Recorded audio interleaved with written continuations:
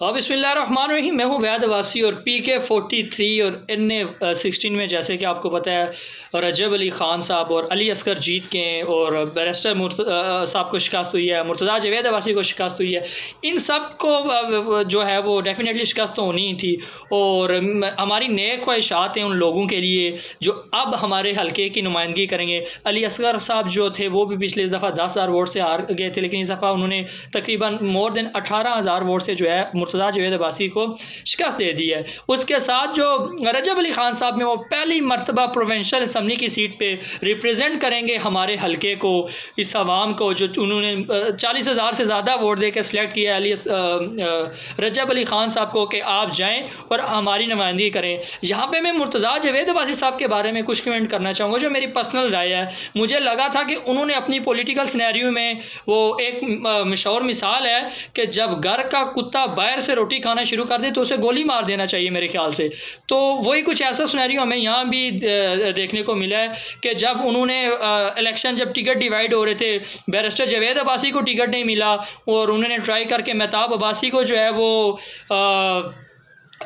Election से जो है वो आउट करवा दिया, पाकिस्तान मुस्लिम लीग नून से आउट करवा दिया था, सॉरी।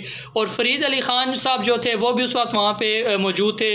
तो जब आप अपने लोगों के साथ ऐसे चलेंगे तो रिज़ल्ट बिल्कुल ऐसे ही आएंगे। जब बैरिस्टर जावेद अब्बासी साहब लाहौर आए थे टिकट्स के लिए तो मुर्तज़ा जावेद साहब को उस वक्त भी कहना चाहिए था कि इनको टिकट देना चाहिए, लेकिन उन्होंने सारे अपने कैंडिडेट लेके आए। वो हज़ारे को अपने अंडर रख के चलाना चाहते थे, लेकिन उनको इस बात का नहीं पता था कि कौम अपना फैसला तब्दील कर चुकी है। कौम नहीं चाहती कि हमारे हल्के में या कहीं भी जो है वो मुर्तज़ा जावेद अब्बासी हमें रिप्रेजेंट करे। लेकिन एक बात यहाँ और बड़ी काबिल गौर है कि जो महताब अब्बासी ने सर्कल बकोट से जो मुर्तज़ा की जो टर्निंग पॉइंट यहाँ से बना है, मेरे ख्याल से अगर ये वोट मुर्तज़ा जावेद अब्बासी साहब को पड़ जाती तो हो सकता है कुछ पोजीशन उनकी चेंज हो सकती थी। सो मुर्तज़ा जावेद अब्बासी की हार में महताब अब्बासी ने भी जो है वो अक़लीदी किरदार अदा किया है।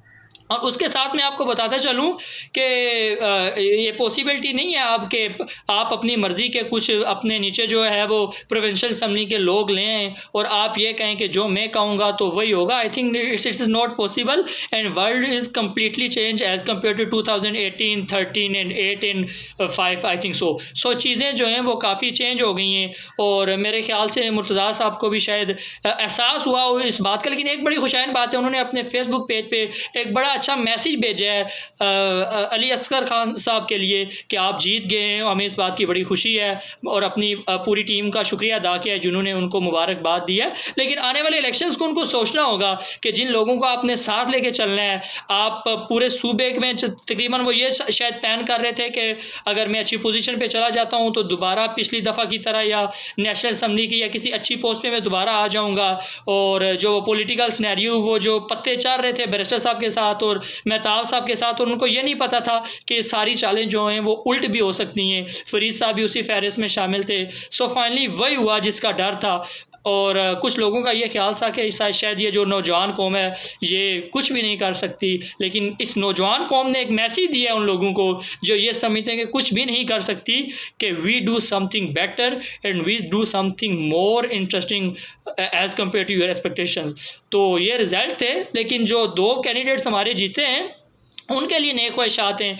और बाकी जो कैंडिडेट्स आ रहे हैं, बैरिस्टर साहब ने बड़ा अच्छा मुकाबला किया है, लेकिन जो है वो तकरीबन 50-50 रहा है। ये बड़ी बात है।